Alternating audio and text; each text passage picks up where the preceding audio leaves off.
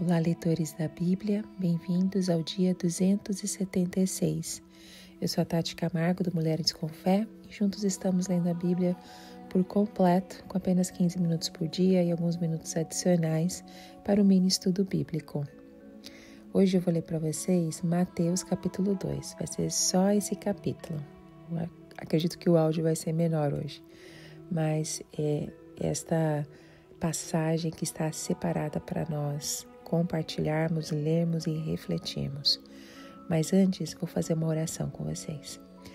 Senhor Deus, muito obrigada, Pai, por mais um dia na Tua presença. Obrigada pela a Tua presença nas nossas vidas. Obrigada por ser o nosso Deus provedor, um Deus cheio de graça, cheio de misericórdia, cheio de bondade e fidelidade. Obrigada, Senhor Deus, porque só Tu és santo, só Tu és poderoso, só Tu é Criador dos céus e da terra e que tem poder sobre todas as coisas, Pai. Muito obrigada, Pai, por ser tão grandioso e ainda se preocupar conosco, saber o nosso nome, tem um plano para cada um de nós. Muito obrigada, Pai, pelo Teu cuidado de um Pai celeste, de um Pai amoroso. Obrigada, Senhor querido, que nós colocamos nas Tuas mãos a leitura de hoje. Pedimos para que Teu Espírito Santo venha estar sempre conosco em tudo, nos nossos dias, no nosso dia a dia, nas decisões que precisamos tomar, nas nossas atitudes, que saibamos, Pai, saber falar um com o outro, que saibamos, Pai, nos comportar de uma forma que agrade, Senhor Deus, o Teu coração, que combine de transmitirmos um bom exemplo de sermos Seus servos, Pai, e que Teu Espírito Santo nos ajude nesta jornada, nos ensinando, Pai, nos dando sabedoria, conhecimento e compreensão da Tua palavra. Abençoe cada família aqui representada, que está ouvindo este áudio, Pai. São pessoas que estão buscando a Tua presença, estão buscando ter mais relacionamento contigo.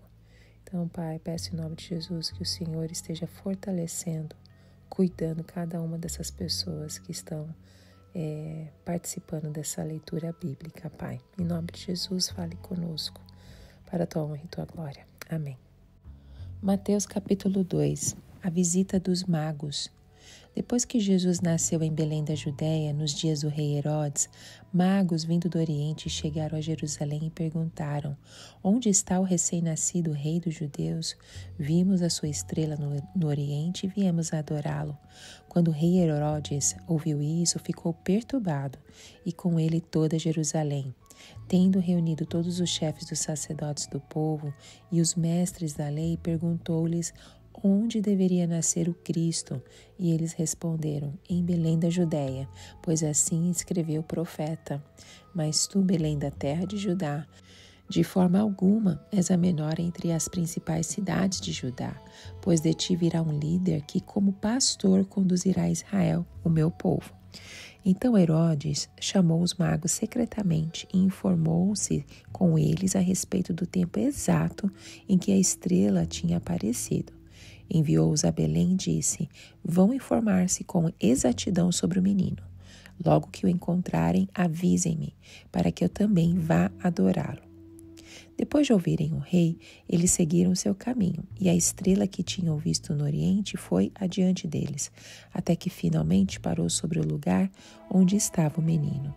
Quando tornaram a ver a estrela, encheram-se de júbilo.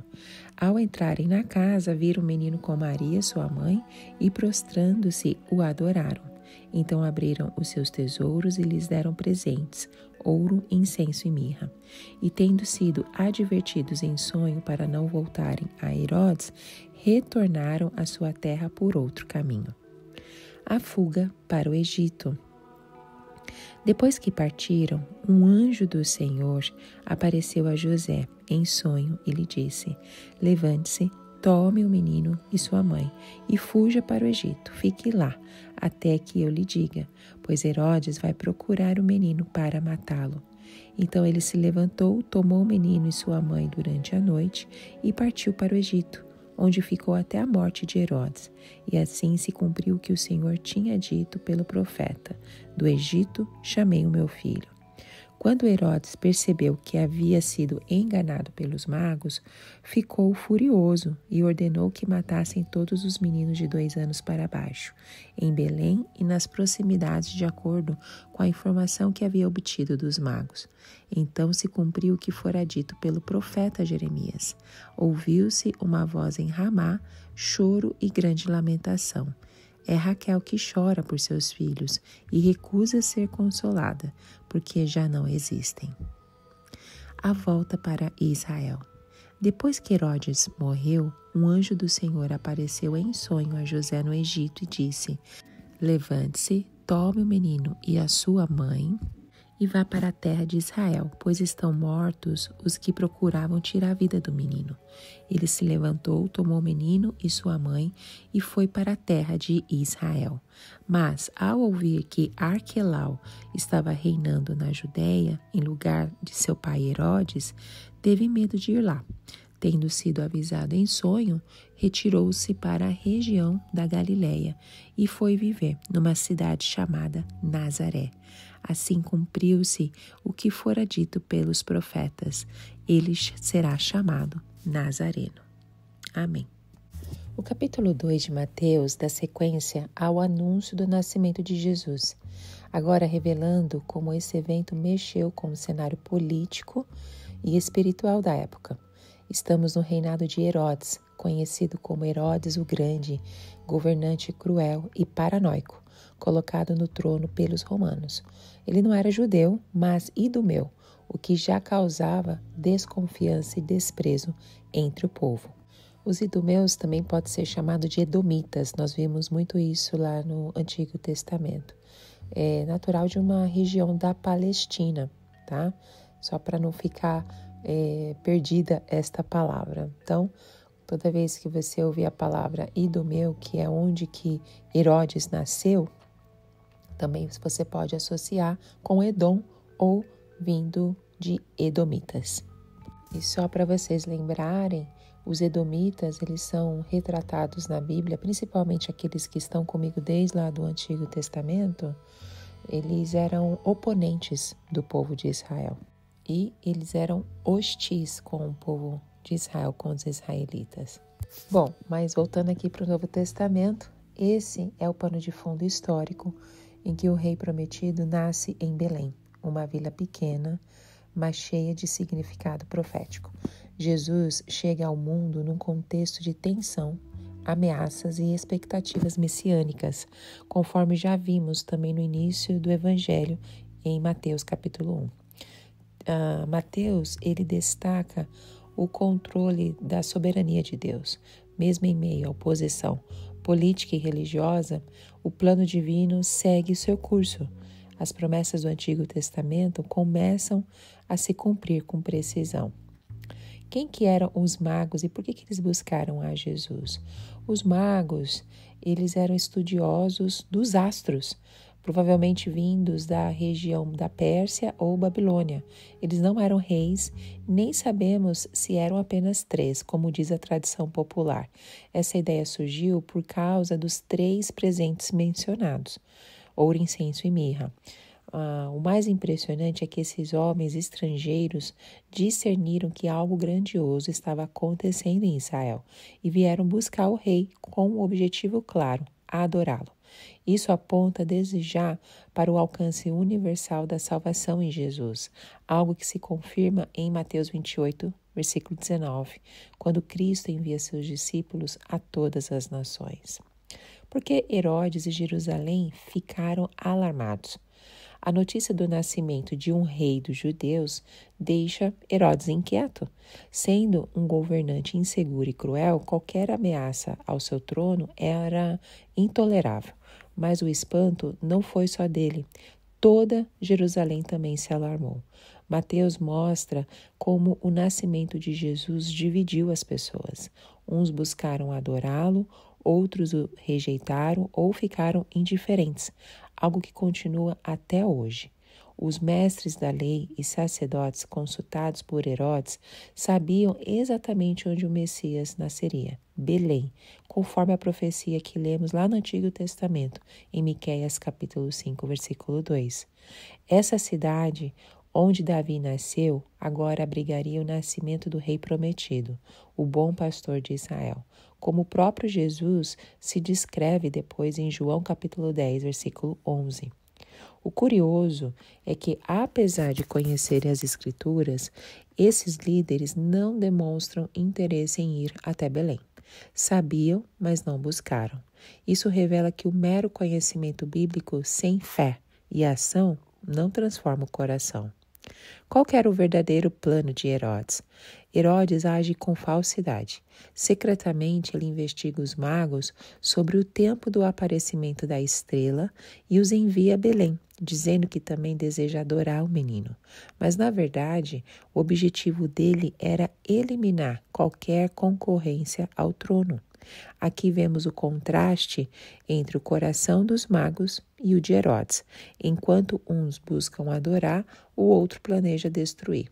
Essa oposição entre a luz e as trevas será uma constante ao longo da vida de Jesus, como Mateus detalha em Mateus capítulo 4. O que aconteceu com os magos quando eles encontraram Jesus? Os magos seguem sua jornada e a estrela reaparece, guiando eles até onde estava o menino. Não o encontram mais em uma manjedoura, mas agora em uma casa. Isso reforça que o nascimento já havia ocorrido há algum tempo. Ao verem o menino com Maria, prostraram-se e o adoraram. Gentios reconhecendo Jesus como o Rei e Salvador, um símbolo claro de que o Messias veio para todos os povos. Os presentes oferecidos, ouro, incenso e mirra, são ricos de significado. O ouro significa o símbolo da realeza, digno de um rei. O incenso, usado no culto a Deus, reconhecendo a divindade de Jesus. E a mirra, usada em embalsamamento, apontando para o sofrimento e morte que Jesus enfrentaria. Como Deus protegeu Jesus? Mais uma vez, Deus age poderosamente. Os magos são advertidos em sonho a não voltarem a Herodes. E José também recebe a instrução divina. Deve fugir para o Egito com Maria e o menino. Além de preservar a vida do Salvador, essa fuga cumpria a profecia lá de Oséias, capítulo 11, versículo 1. Do Egito chamei o meu filho. O retorno de Jesus do Egito simboliza a repetição em Cristo da trajetória do próprio Israel, o povo de Deus, como Mateus vai reforçar mais adiante no capítulo 5.